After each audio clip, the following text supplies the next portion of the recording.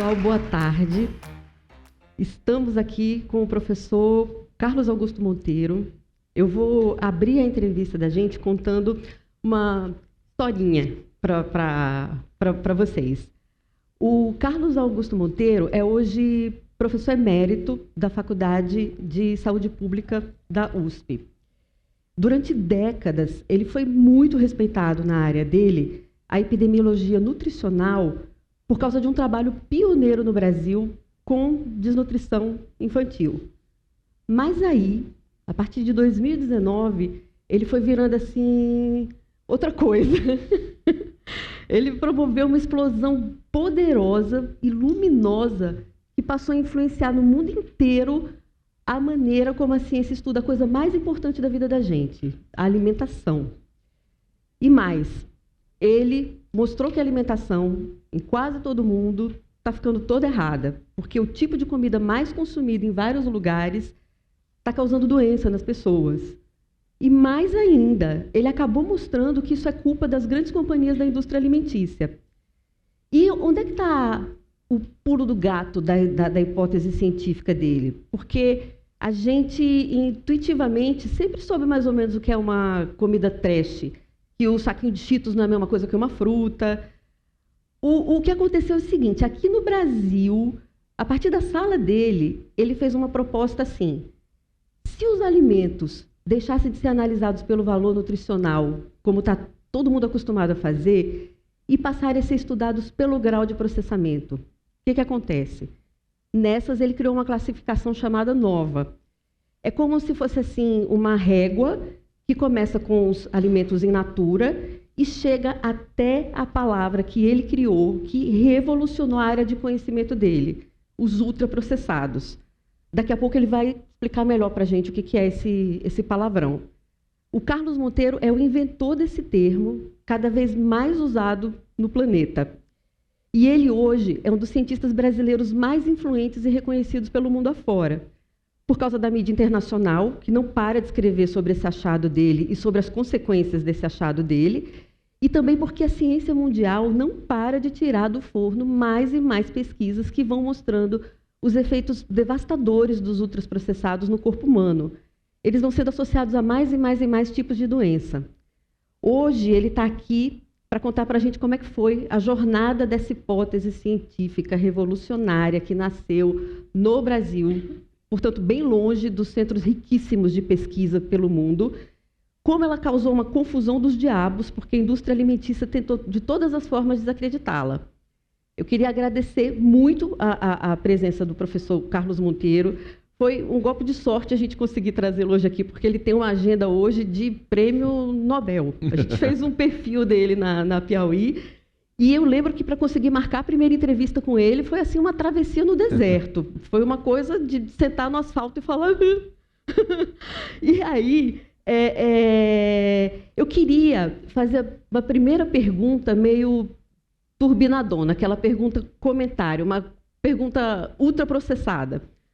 Porque eu acho que para a gente que está aqui nesse ambiente jornalístico, o trabalho dele tem uma bossa a mais, não só pelos resultados, mas porque, em certo sentido, respeitando todas as diferenças de tempo e de método da ciência, lembra muito, tem muita semelhança com o jornalismo e jornalismo de dados, a maneira como ele achou essa ideia. Com a perspectiva dele de saúde pública, ele tinha uma pergunta ou uma pauta. Ele ficava lá escarafunchando os dados de saúde pública e chegou na seguinte pergunta: por que os brasileiros estão ficando obesos? Mas ele não tinha dados específicos para mostrar isso, porque a epidemiologia trabalha com séries históricas. O que fez o nosso grande cientista brasileiro foi procurar dados. Ele tinha um amigo que trabalhava no governo, que já tinha passado para ele uns dados que foram produzidos para outra coisa, para mensurar custo de vida, que tinham sido censurados pela ditadura militar, mas que ali dentro tinha um pouco uma coisa que podia ser interpretada como inquérito alimentar. E ele cruzou isso com os outros dados disponíveis nas bases públicas, como a pesquisa de orçamentos familiares, até chegar nessa ideia. Então, para iluminar o trabalho da gente aqui, eu vou pedir para ele contar essa jornada desde o comecinho, como é que foi essa procura pelos dados. Antes, assim, avisando que as perguntas já estão abertas, vocês podem passar para a Débora. Se alguém puder perguntar para ele se leite condensado é ultraprocessado, faça por mim, porque eu quero perguntar, mas estou com vergonha de botar o meu interesse acima do jornalismo. Professor, então, só para todo mundo entender desde o comecinho, o senhor podia falar rapidamente para a gente como eram esses dados, o que exatamente o senhor foi cruzando e o que o senhor percebeu? Então, bom dia a todos, prazer estar aqui. E a Angélica fez acho que um resumo já bem interessante, né? Mas eu concordo com isso. A gente tem a epidemiologia, que é a minha área de estudo, não é? Ela basicamente procura encontrar relações causais, né? O que leva ao quê, né? Então, na área de nutrição, como a alimentação produz doença ou produz saúde? Qual é esse nexo, essa relação, né? E uma das perguntas que a gente passou a ter foi diante do aumento da obesidade, que já na realidade, então, os países ricos, desenvolvidos, eles têm estatísticas e têm dados. Tem uma tradição, né, de produção. Inglaterra, por exemplo, tem uma tradição de estatísticas vitais, né? O Brasil não é ruim nisso, é até razoável, mas nessa área de obesidade, a gente não tinha muita informação. Então, em 89, a gente faz o primeiro inquérito nacional, que esse meu amigo que era do IPEA, que estava no Ministério da Saúde, aí ele organiza e aí se faz um primeiro inquérito nacional sobre obesidade. Mas a gente não tinha uma informação anterior, então tinha aquela de 1989. Aí nós descobrimos que tinha um inquérito lá em 75, na época dos militares, e que era uma pesquisa de orçamentos familiares, e que as pessoas eram pesadas e medidas não para saber o peso e a altura delas, mas simplesmente para você calcular quanto de alimento as pessoas precisam, né? As pessoas maiores precisam comer mais, enfim. Então, foi feito esse levantamento, mas nunca foi utilizado. Então, a gente descobriu que tinha essa informação e a gente conseguiu ver que a obesidade tinha dado um salto muito grande. Ainda não havia tantos obesos aqui como nos Estados Unidos, mas a velocidade era muito importante. Então a pergunta foi o seguinte: bom, mas em que medida, o que está levando a esse aumento da obesidade? Aí a gente verificou que esse mesmo inquérito, que tinha o peso e altura das pessoas, as pessoas também informavam o que elas compravam de alimentos, né? As famílias informavam a lista de compras de alimentos. E aí a gente passou a ter pela primeira vez essas duas informações em conjunto, ou seja, a informação mostrando o aumento da obesidade e a informação mostrando como a alimentação tinha variado naquele mesmo período, né? E aí a gente tentou colocar essas duas coisas juntas e teve aí algumas ideias, né? E o que o senhor olhou exatamente? Porque o senhor lembra que o senhor falava, aqui as famílias brasileiras compravam menos sal, açúcar. Então, quando a gente começa a olhar essas listas de compras, a gente tem um choque, né?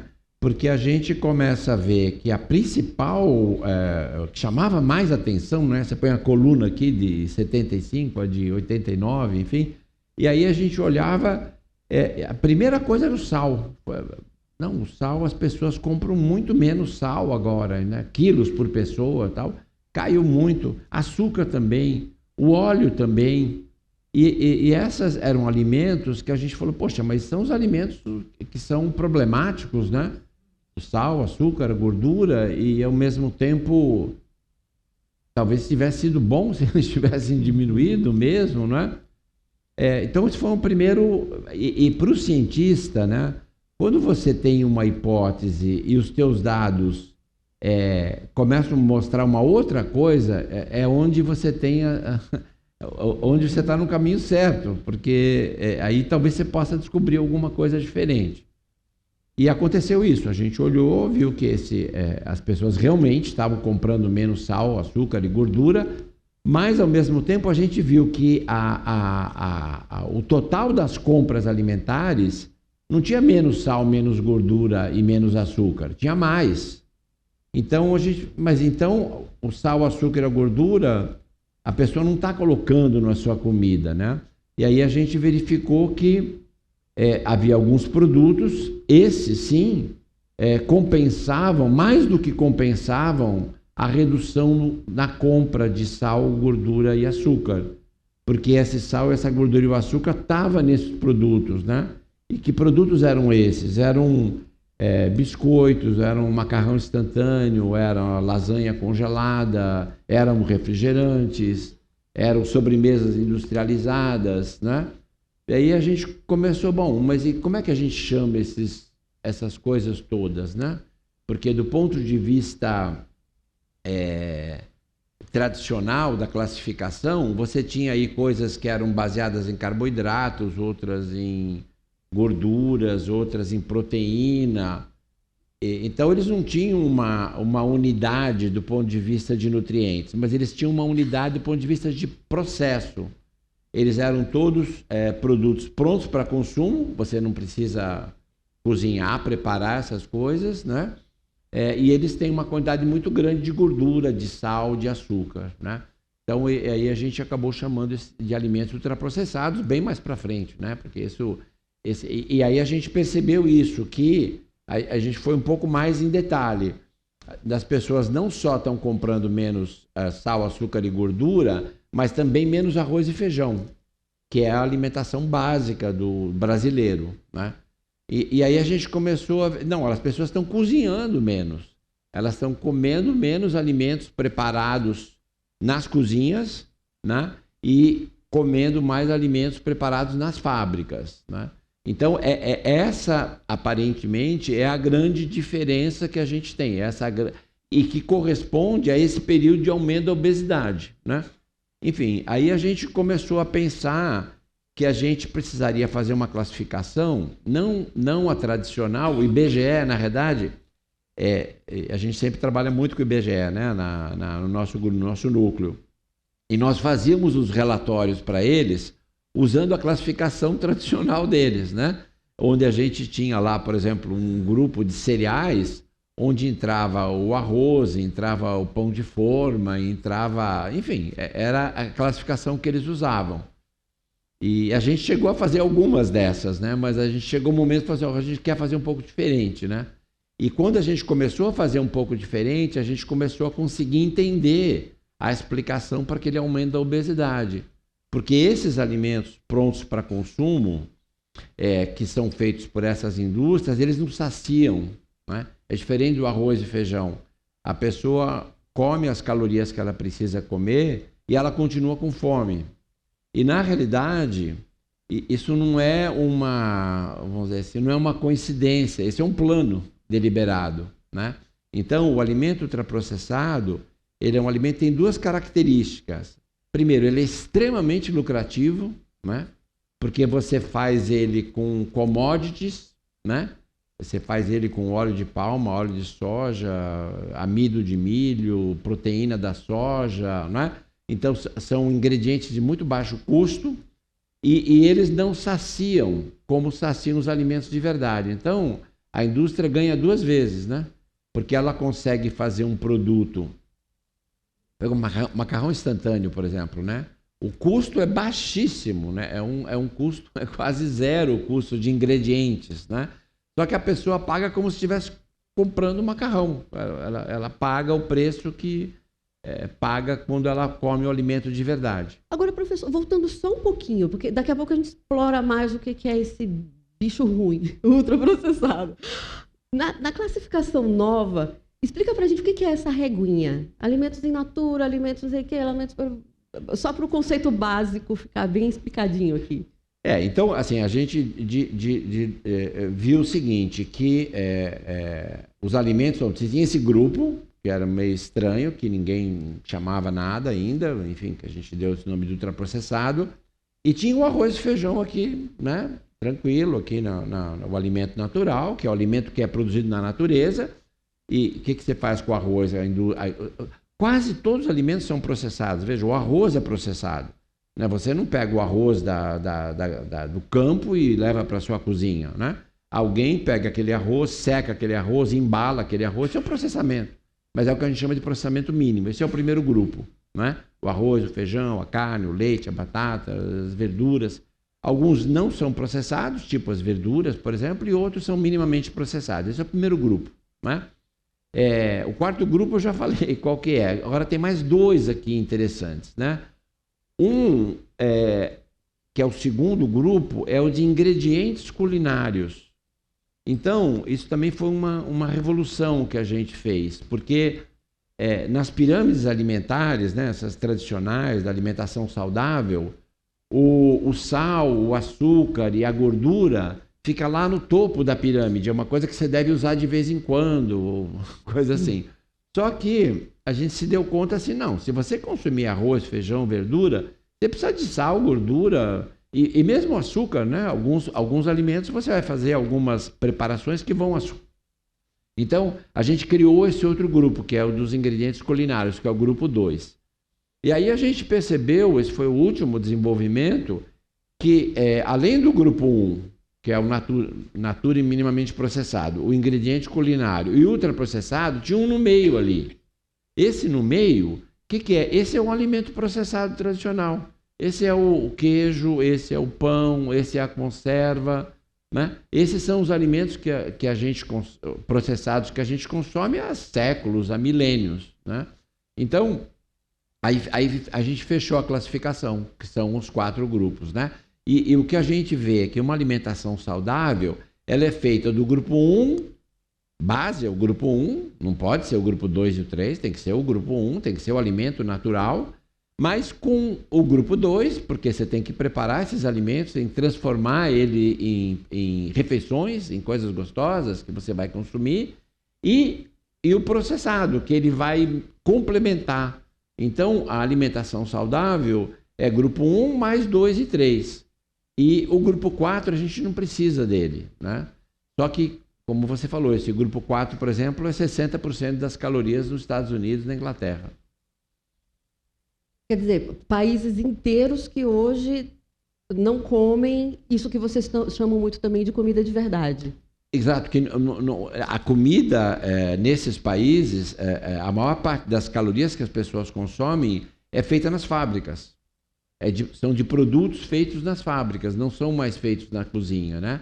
E essa mudança, ela é uma mudança que não foi percebida nesses países. Né?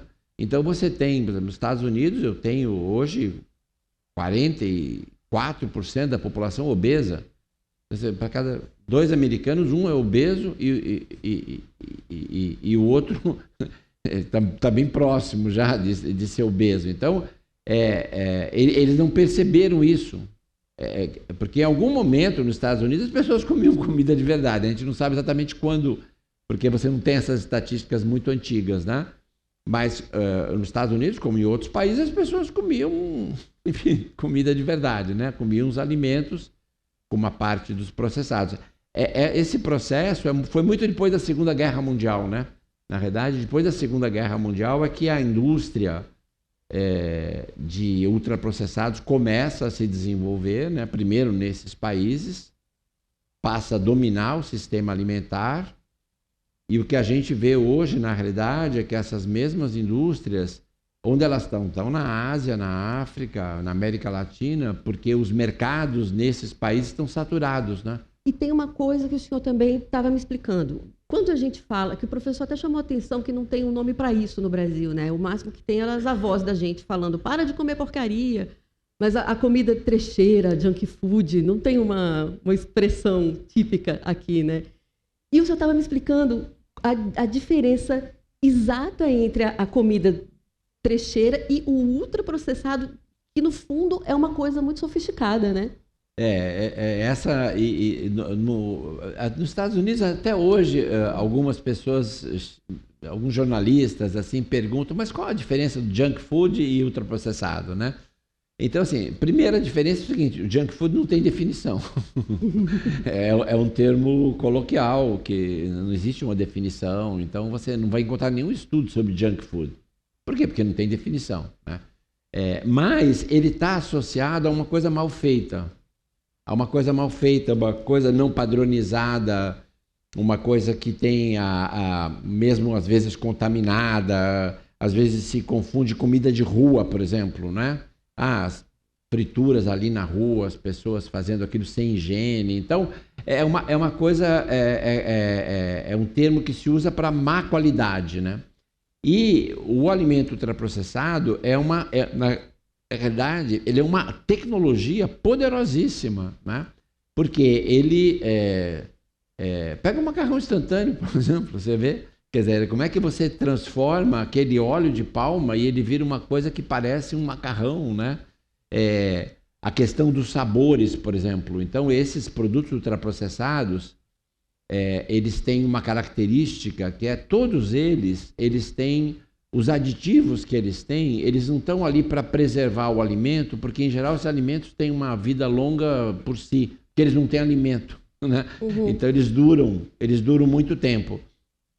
Os aditivos ali, a principal finalidade deles é dar para esses produtos de muito baixo custo aroma, textura, cor, gosto, que são irresistíveis, né? Então, hoje, a indústria, que aliás é uma indústria, são pouquíssimas indústrias no mundo que produzem esses aromas, esses aditivos que dão gosto, né?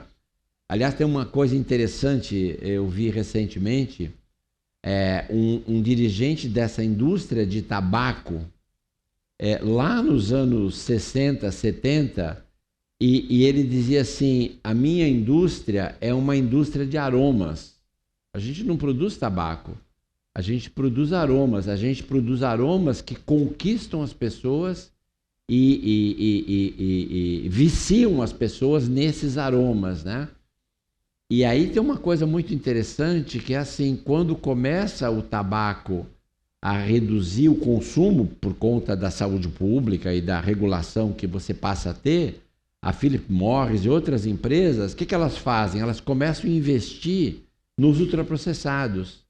E os engenheiros que produziam os aromas do cigarro passam a levar essa tecnologia para a indústria de alimentos. Porque o que a gente gosta muito, é interessante isso, o aroma é muito mais importante que o gosto.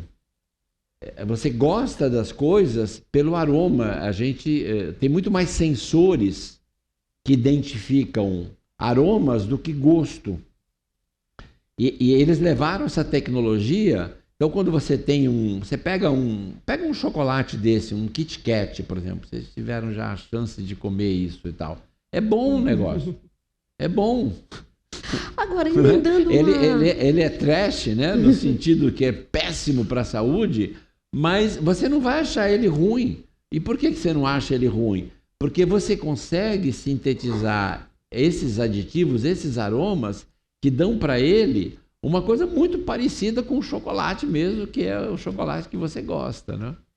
Desculpe interrompê-lo, mas é porque eu queria emendar numa coisa, porque aí a gente começa a entrar na parte da emoção aqui, da montanha-russa, que a partir do momento em que o professor chegou nesse conceito. Quando essa ideia foi para o mundo, teve vários tipos de reação. O senhor falou que nos congressos, até hoje, as pessoas perguntam por que essa ideia nasceu no Brasil? E teve muita reação da indústria alimentícia contrária, né? Tipo, essa ideia não pode se espalhar, né? Então, fazendo aqui a famosa pergunta combo, por que nasceu no Brasil e como é que se deu esse lobby contrário, o combate à ideia? Por exemplo, no caso do tabaco, tem histórias conhecidíssimas de cientistas que pensavam a soldo, financiados pela indústria do tabaco. Eles iam para o embate para desacreditar qualquer pesquisa que mostrasse que aquilo levava a câncer, né? Então, voltando um pouco, por que no Brasil? Então, você falou no começo, né? O nosso grupo trabalhou durante muito tempo com desnutrição infantil, fazendo uma coisa parecida, tentando entender, por exemplo, a relação das diarreias infantis com o retardo de crescimento, questão da anemia e tal. E nós nunca tivemos nenhum problema de nenhuma, vamos dizer assim, nenhuma crítica ao nosso trabalho, né? Ao contrário, assim, um trabalho muito elogiado. E quando a gente começou a trabalhar nessa área de doenças crônicas e com alimentos ultraprocessados, a gente começou a receber muitas críticas, né? E aí a gente percebeu, por quê? Porque, como eu disse, o alimento ultraprocessado ele é extremamente lucrativo. Então, a indústria de alimentos, ela subiu de patamar, quer dizer, quando ela passou a ultraprocessar os alimentos, em vez de só processar, a margem de lucro dela aconteceu com um cigarro parecido, aumentou muito, né? Então, obviamente, a indústria quer continuar fazendo isso, porque é um modelo de negócios extremamente bem sucedido, né? Então, essa é a questão que surge da indústria não gostar muito dessas ideias, né? Bom, mas por que surge isso no Brasil? Quer dizer, por que esse conceito... Porque teria muito mais sentido esse conceito ser descoberto, enfim, nos Estados Unidos, onde é a origem do problema, né? O que acontece é que, no caso do Brasil, a pesquisa não é feita no Brasil, nas universidades públicas, né? E algumas poucas privadas que têm um jeitão de pública, né? Na verdade, são financiadas, inclusive, pelo setor público. Nos Estados Unidos é diferente, né? E Inglaterra, cada vez mais também. As universidades são financiadas pelo setor privado, né? Em todas as áreas, inclusive na área de nutrição, principalmente na área de nutrição pela indústria de alimentos. Então você tem a indústria de alimentos dentro da universidade, né? Ou seja, essa descoberta, que é uma descoberta que está criando vários problemas, porque agora, por exemplo, vários países começam a taxar os alimentos ultraprocessados com impostos, né? Vários países começam a proibir a propaganda desses produtos, como no caso do cigarro, né? Então, a lucratividade dessas empresas começa a reduzir muito. Então, é claramente uma descoberta que não interessa para essa indústria, né? E, no Brasil, felizmente, a área de investigação, de pesquisa, é feita na universidade pública com financiamento público, né? Então, o nosso grupo, por exemplo, a gente nunca teve nenhum financiamento da indústria de alimentos, porque você não pode estudar um tema que é tanto do interesse do financiador, né? Quer dizer, qual é a liberdade que você vai ter para fazer esse tipo de estudo? Então, acho que, em parte, uma das explicações é a autonomia que tem a universidade pública, o nosso grupo e vários outros grupos têm no Brasil. Isso talvez seja uma... E também um pouco de sorte, um pouco de curiosidade, um pouco... Enfim, a ciência, ela não é... nem sempre a gente consegue entender exatamente... E a outra pergunta do super combo turbinado? A reação da indústria alimentícia... Teve cientista colocando a cara para tentar cancelar essa hipótese? Assim, no início, assim, isso, veja, o primeiro artigo que o nosso grupo escreve é de 2009, então já tem 14 anos, né? E foi um comentário, né, publicado numa revista, teve uma repercussão muito pequena. Eu diria que até mais ou menos 2014, assim, durante uns 5 anos, a gente ficou pregando no deserto, assim, né? A gente ficou... Enfim, você manda trabalho para os congressos, etc., mas ninguém dá muita bola. Aí, o que acabou acontecendo? Essa foi uma coisa muito importante. Universidades da Europa, outra vez a questão pública, da França, sobretudo, né?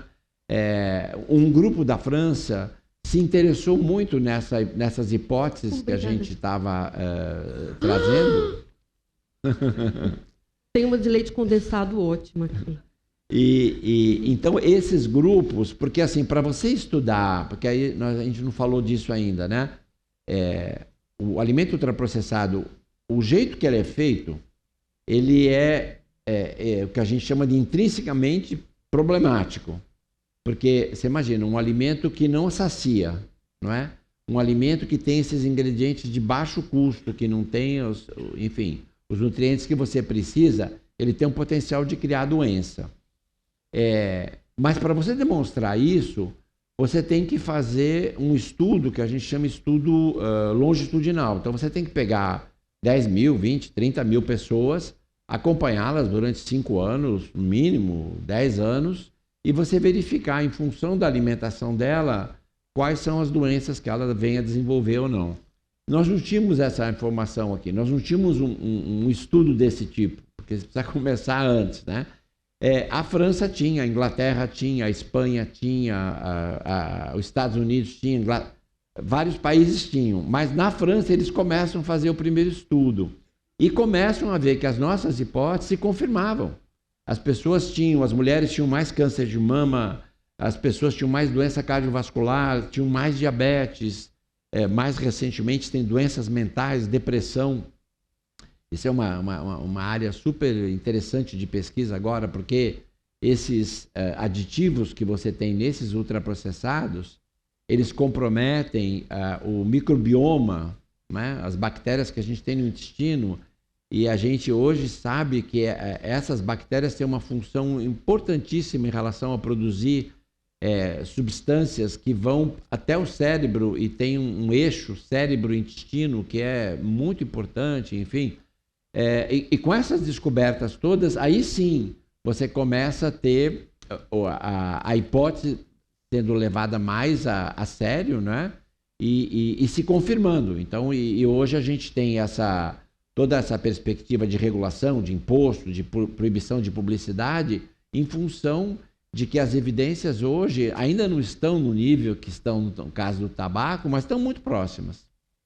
Eu queria só perguntar de novo, porque eu acho que o meu combo, obviamente, dá uma diluída, uma fragmentada, nesse detalhe de quando uma ideia dessa vai para o mundo e entra o método do lobby contrário, o lobby da indústria alimentícia, que muito se assemelha ao do tabaco, ou dos que contestaram as mudanças climáticas, né?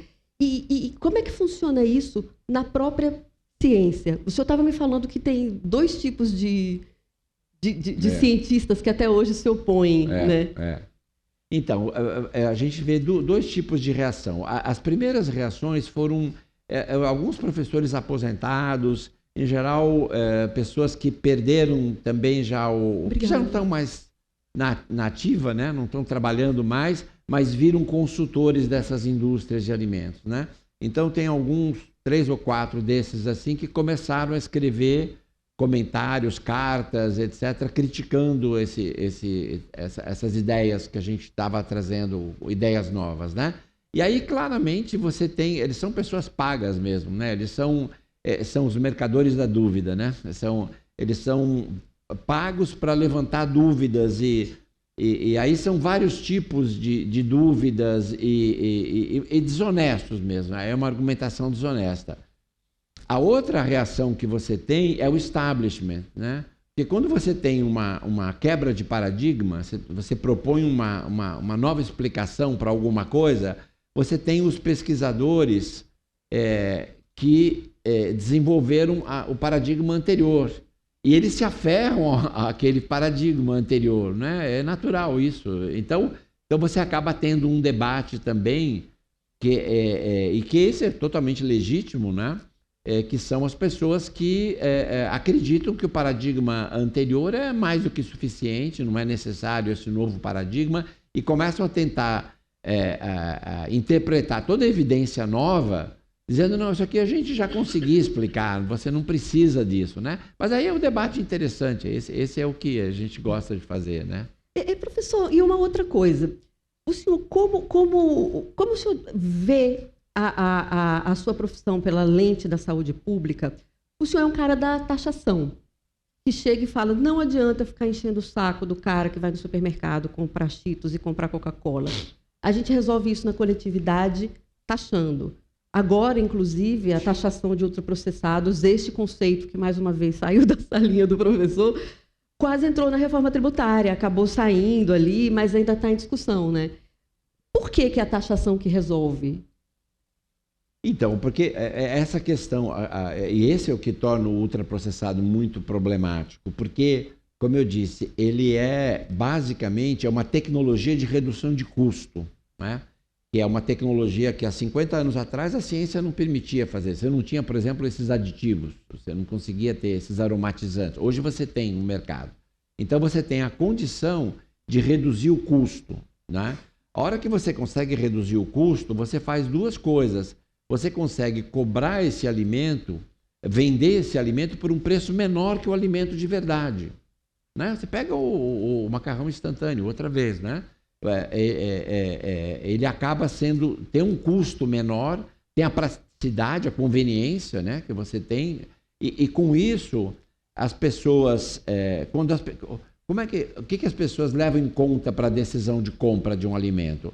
O sabor, o gosto, o preço, a conveniência, né? Então, como esses alimentos eles não são taxados, eles são taxados como se fosse uma maçã, um arroz, um feijão, o que acontece? A indústria consegue vendê-los a preço muito competitivo.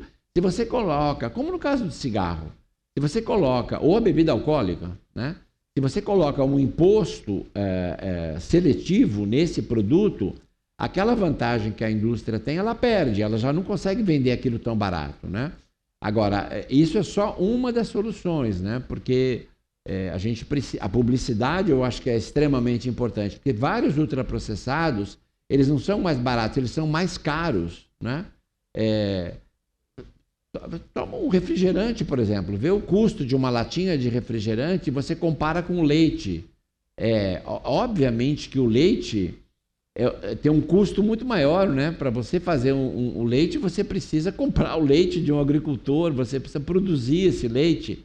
O que é o refrigerante? É água, o custo é irrisório, é açúcar, que é a caloria mais barata que tem, e são corantes e aromatizantes, que têm um custo muito baixo, não é?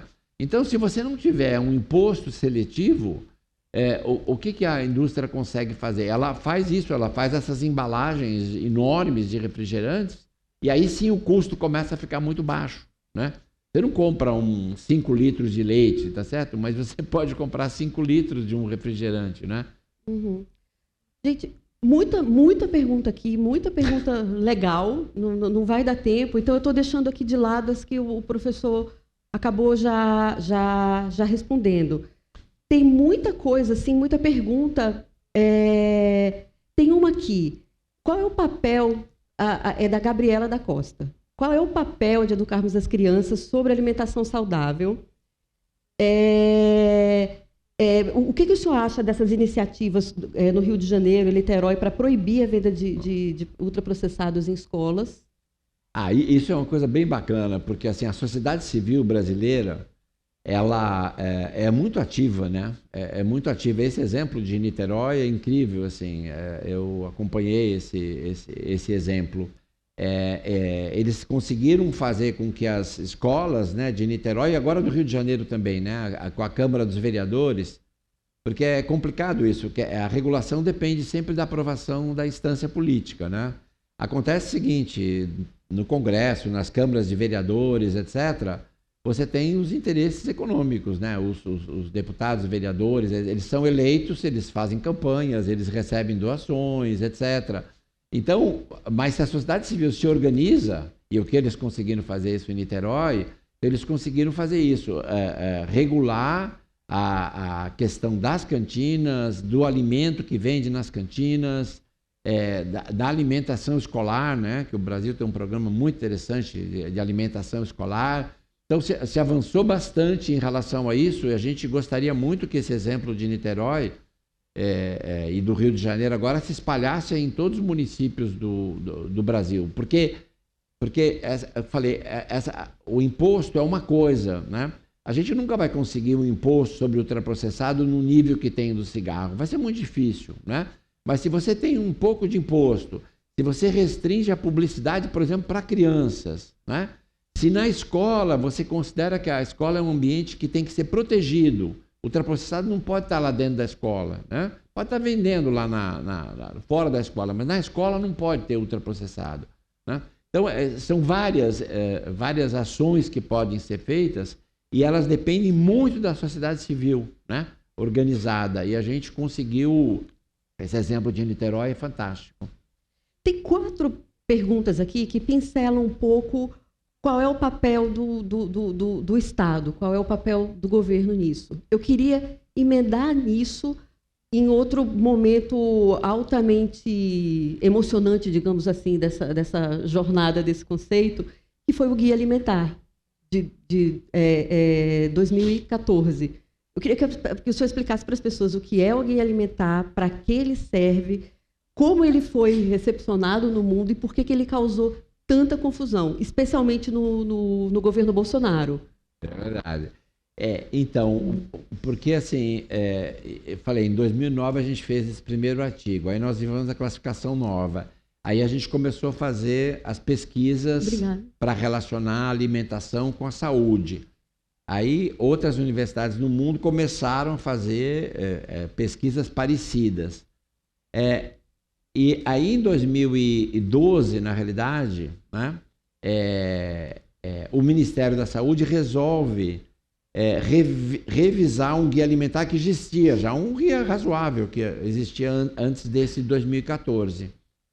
E aí aí na verdade uma colega do departamento, professora Patrícia Jaime, ela vai trabalhar com a Dilma para coordenar a área de nutrição. E aí ela encomenda uma versão do guia alimentar. E aí ela se aproxima, porque ela não trabalhava exatamente com o mesmo grupo nosso, ela falou, por que vocês não tentam transformar essas ideias aí em recomendações para as pessoas? Então a gente parou um pouco as pesquisas e começou a construir esse instrumento, porque tem a coisa da oportunidade, né? Você fala, bom, qual é a outra vez que a gente vai ter essa chance de fazer isso, né? E aí a gente fez isso, foi uma experiência muito interessante, porque não foi só o nosso grupo, né? Nós tínhamos pessoas de vários lugares do Brasil trabalhando, conseguimos antropólogos, enfim, a experiência do Guia Alimentar é uma coisa muito bacana. Em 2014 a gente lança o Guia Alimentar, né? Com a resistência muito grande da indústria, né? Na verdade, no dia do lançamento, o ministro do PT, né, é obrigado a adiar, porque a Casa Civil, a indústria, a gente não aceita esse guia alimentar, né? E tinha havido consulta pública, o processo levou 3 anos, etc. Teve 3.000 sugestões de modificação, enfim. Mas eles tinham poder suficiente para brecar. Então, no dia do lançamento do guia, a gente ia fazer uma comemoração à noite, etc. Foi cancelado tudo. Mas aí levou mais uns 10 dias, aí o ministro criou um grupo, enfim, o guia acabou sendo lançado, né? Durante o governo Bolsonaro houve várias tentativas a gente achava que as chances eram muito pequenas, né? Mas outra vez a sociedade civil se mobilizou e o guia se manteve, né? Porque eles via Ministério porque é isso, quando não consegue ir por um ministério, vai pelo outro. Via Ministério da Agricultura, eles tentaram mobilizar a revisão do Guia Alimentar e teve grita de cientista do mundo inteiro defendendo o Guia Alimentar, que foi saudado lá fora como uma coisa revolucionária e inspirou vários países com seus próprios guias, não é isso? Uma notícia uma coisa interessante. Então, na verdade, era um documento dentro do Ministério da Agricultura, de 2 consultores, e que propunham simplesmente a anulação do Guia Alimentar, né? Então, só que alguém do Ministério da Agricultura vazou esse documento, né? Então, a gente teve acesso a esse documento com essas críticas, e uma das críticas isso é interessante que tem a ver com a imprensa, uma das críticas era de um artigo que teria dito que o Guia Alimentar brasileiro era um dos piores do mundo, né? E isso estava, vamos dizer assim, sustentando essa crítica do Guia Alimentar. Só que esse artigo que era citado, ele fazia uma crítica porque a gente tinha resolvido não estabelecer uma quantidade de carne específica, uma meta de carne, porque o guia alimentar ele é mais qualitativo, ele não tem... A gente acha que a alimentação não é... que alimento não é remédio. Então não é para tomar em miligramas, em gramas, né? Você tem faixas, enfim. Então a gente não optou por fazer isso. E aí tinha uma crítica porque nesse trabalho eles faziam uma revisão sistemática e viam quantas gramas de carne cada guia recomendava. E o Brasil ele recomendava que fosse uma refeição em 3, não tinha um número assim, né? Mas enfim, eles citam isso. Aí a gente conseguiu falar com a Folha, com o Estado, passou essa notícia, aí os jornalistas foram entrevistar os autores do trabalho na Inglaterra e que disseram, não, o guia brasileiro é um dos melhores do mundo. Ele tem esse problema da quantidade, mas essa é uma questão específica, que nós não fizemos isso. Ao contrário, o nosso trabalho foi mal utilizado. Um caso de desinformação... Aqui um dos temas desse festival. E aí a ministra, muito inteligente, o que ela fez depois disso? Ela falou, não, esse processo está encerrado, nós vamos rediscutir isso. E aí a ministra da Agricultura decidiu, ela mesma interromper o processo. Né? Uma pergunta muito bacana aqui, da Miriam Clara. Os aditivos que o senhor menciona precisam ser aprovados pela Anvisa?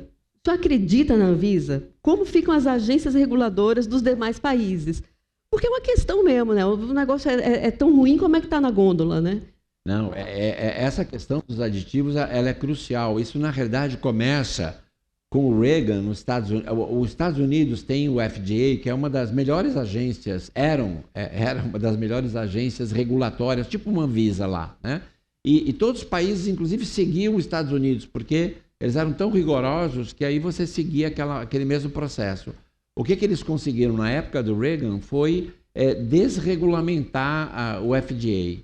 Então, em vez das indústrias realmente terem que demonstrar que os aditivos eram seguros, bastava a indústria dizer que ela estava que ela confiava nos aditivos, né? Que eles eram seguros.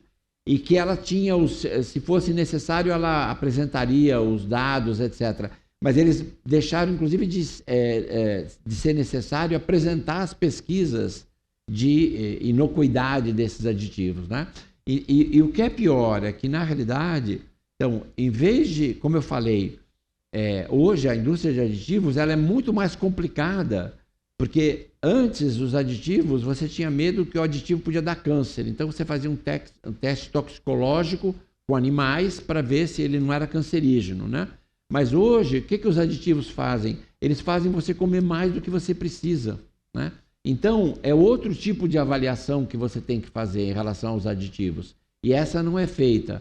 Então, nem é feita nos Estados Unidos. Agora, com o Biden, começou a melhorar um pouco, né?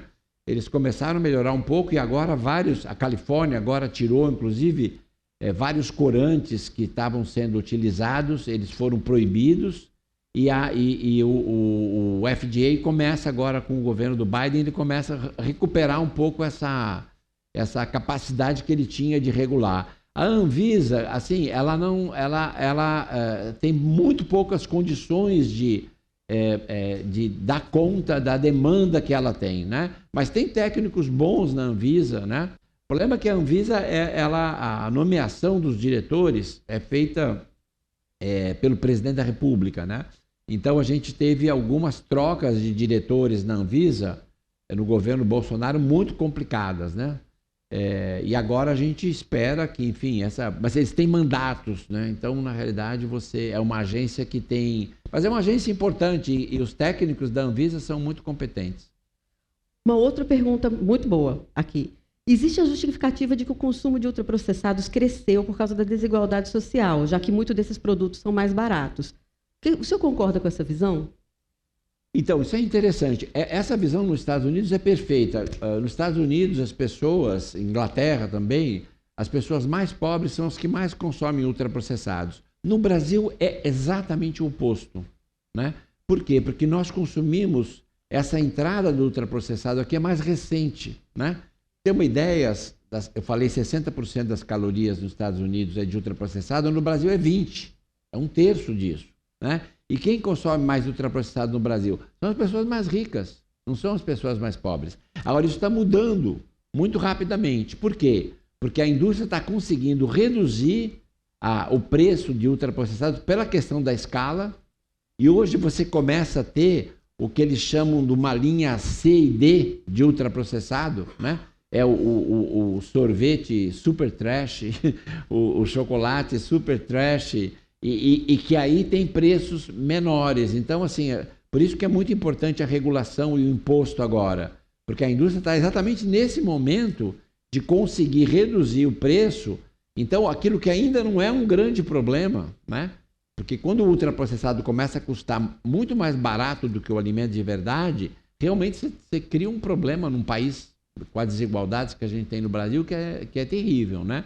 Mas por isso que a taxação tem que chegar antes disso, né? Essa não é uma realidade, felizmente, ainda no Brasil.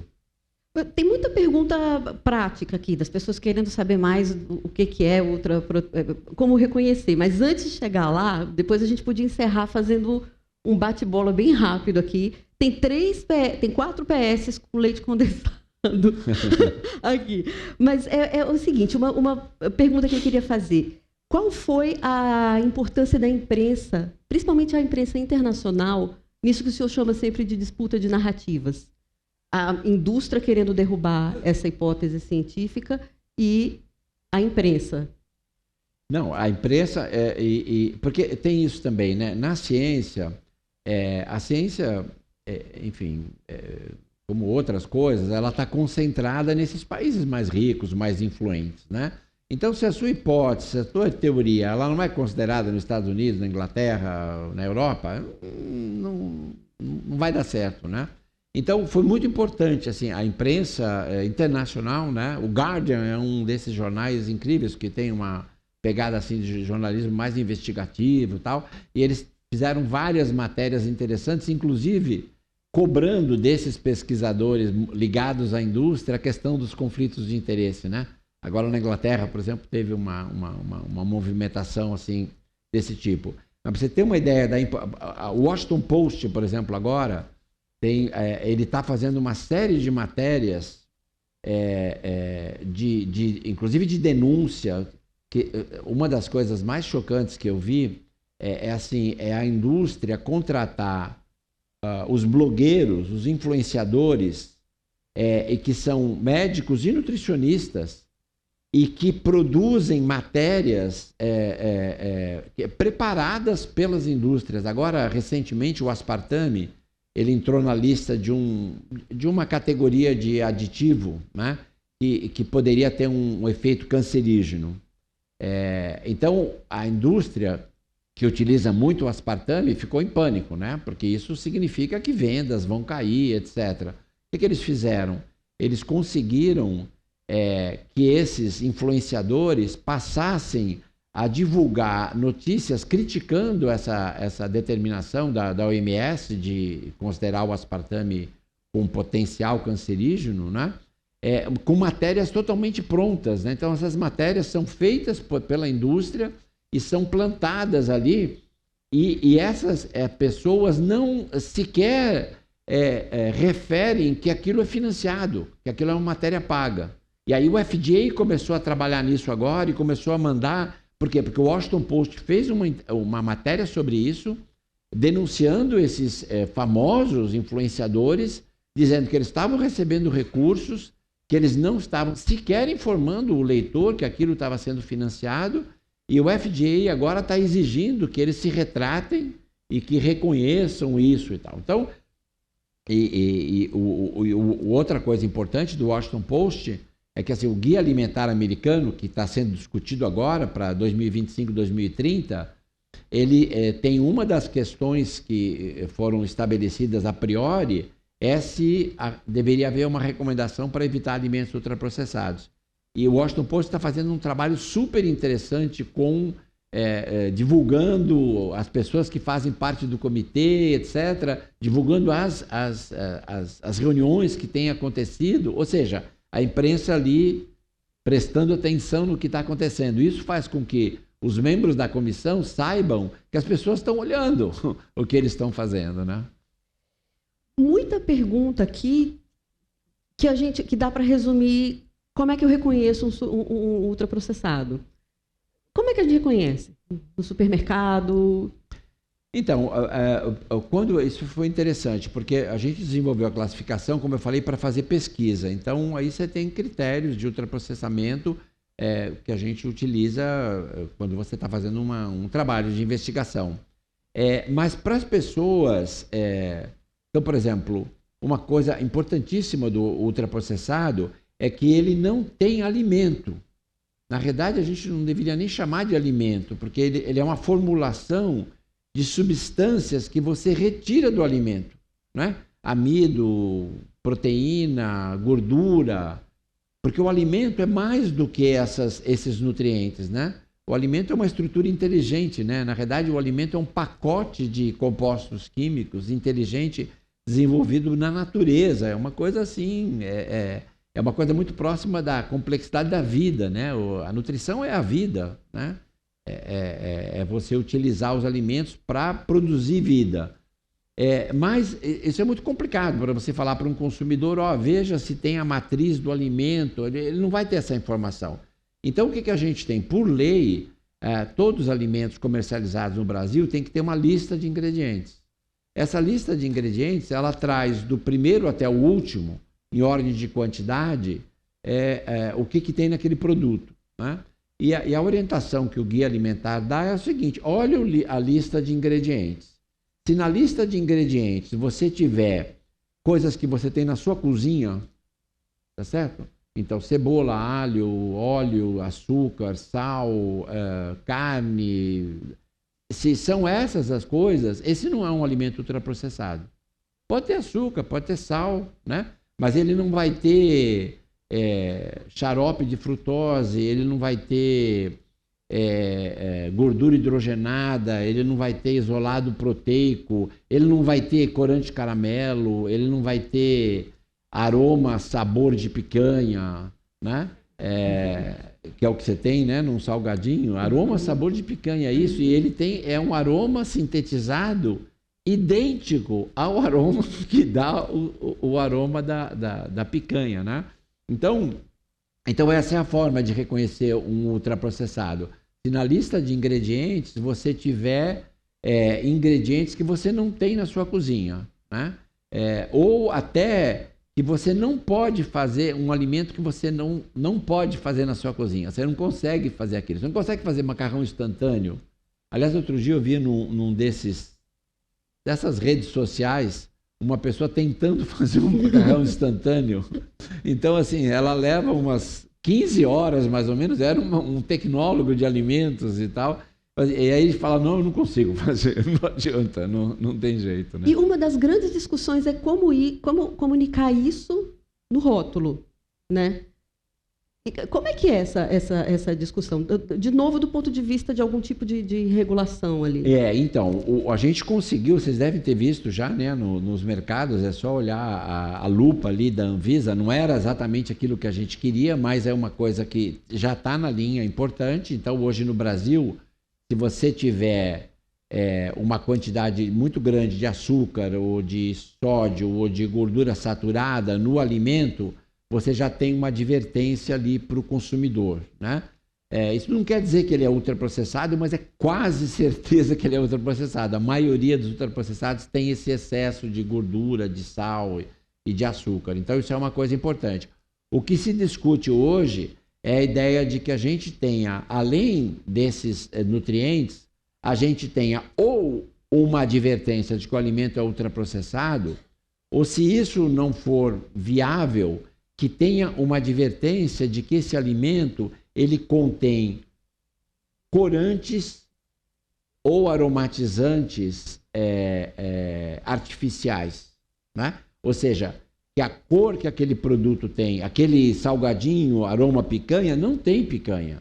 Ele tem, na verdade, um aditivo que tem uma composição química semelhante ao que a picanha, um elemento lá da picanha dá aquele... Então, essa é uma luta que a gente está começando agora, essa, de que você mantém os nutrientes ali, que é importante saber, mas além disso você colocar também essa questão dos aromatizantes, dos corantes e dos adoçantes artificiais.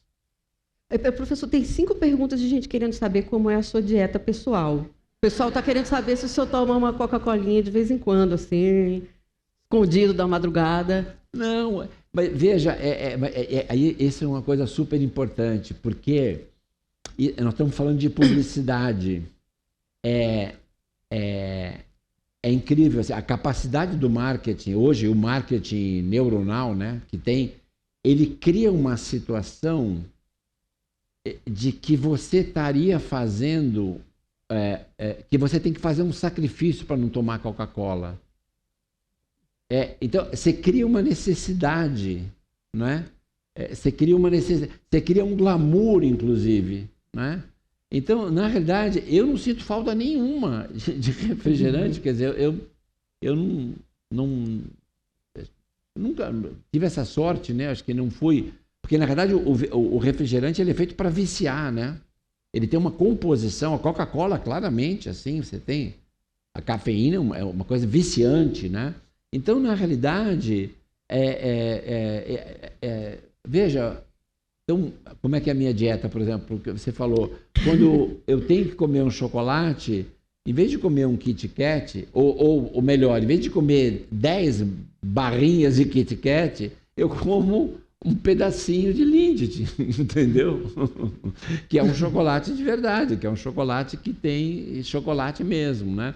Então, mas é interessante isso, porque o marketing, ele criou a ideia de que você vai ter um prejuízo enorme na sua vida se você deixar de consumir alimento ultraprocessado. Mas é uma criação, isso é uma coisa que não tem nada de... Se você dissesse assim, ó, você não vai poder mais comer chocolate na sua vida, aí você vai perder alguma coisa realmente, né? Agora, você não vai poder comer uma marca péssima de chocolate que tem 60% de gordura e de açúcar. O que você está perdendo, né? Então, mas enfim, o guia alimentar, porque tem uma outra coisa que a gente não falou aqui agora, né? Que eu falei, aquela coisa do alimento como remédio. A gente nem acredita que a alimentação tenha que ser de alimentos ultraprocessados e nem a gente acredita que a alimentação tem que ser entendida como uma coisa para você não ficar doente, né? A gente não come para não ficar doente, você come por uma série de razões, né? E talvez a principal é o prazer da alimentação, o convívio, enfim, da cultura, dessa coisa toda. Então, o guia alimentar não tem essa pegada, por isso que eu falei da restrição, né? Você tem guias, 18 gramas de carne por dia. Não, a carne não é assim, né? Não pode ser assim, a alimentação não pode ser. Então a gente tem essa coisa de entender, se você tirar o ultraprocessado da sua dieta, tipo assim, pode tudo, né? Com aí proporções, com bom senso, etc, né? Mas assim, nós nunca defendemos essa ideia de que a alimentação prescritiva, né? Essa coisa assim, não, isso é muito interessante nos Estados Unidos. Você pergunta para as pessoas, 2/3 das pessoas estão fazendo dieta o tempo todo, né? Não existe isso, quer dizer, esse termo dieta já é um horror, né? Então, claro, se você tem uma doença que você tem que tratar e tem que tirar alguns alimentos, você tem intolerância a alguns alimentos, aí é outra coisa, aí é uma questão médica que você tem, mas a maior parte das pessoas pode ter uma alimentação bastante diversificada e prazerosa e compatível com a saúde, né? Então, enfim, e a minha alimentação é um pouco igual de todo mundo, eu imagino. Professor, então leite condensado não é ultraprocessado, pelo que eu entendi, né? Então, você até teria que olhar as marcas, né? Porque se você tiver ali algum aromatizante, se tiver algum tipo de corante, agora, se você tiver só leite e um monte de açúcar, ele não é ultraprocessado, agora não quer dizer que ele é bom, né? Porque essa é outra coisa, né? Na realidade, assim, você tem, dentro dos não ultraprocessados, você tem alimentos de diferentes tipos, né? E o segredo é a composição, é você combinar diferentes tipos de alimentos, né? Para algumas sobremesas, você precisa de leite condensado, eventualmente, para você fazer. Mas agora tem que olhar a composição para ver se você não tem ali soro de leite, né? Porque aí tem aqueles leites condensados que não são nem de verdade, né? Tipo leite condensado. E última pergunta agora. O senhor, pessoalmente, sofreu muita pressão? Então, veja, eu acho que assim, a pressão Porque na universidade, eu acho que assim, o que alguns setores da indústria, né, tem como é que chama? A BIA, né, uma Associação Brasileira de Indústria de Alimentos. O presidente é uma pessoa desqualificada, né, é um sujeito grosseiro, inclusive, vindo no Congresso outro dia falando. Ele, enfim, é uma pessoa grosseira que nem vale a pena. Mas fica aquela coisa assim boba de falar e a gente ignora, né? O que eles fazem, sim, isso sim, é financiar alguns grupos, né?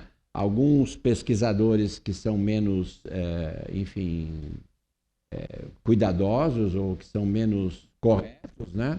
E que esse sim, eu acho que através, as críticas quando vêm de algum outro grupo, não diretamente da própria, a não ser essa pessoa que é um infeliz, né? Maravilha, professor, muito obrigada. Obrigado.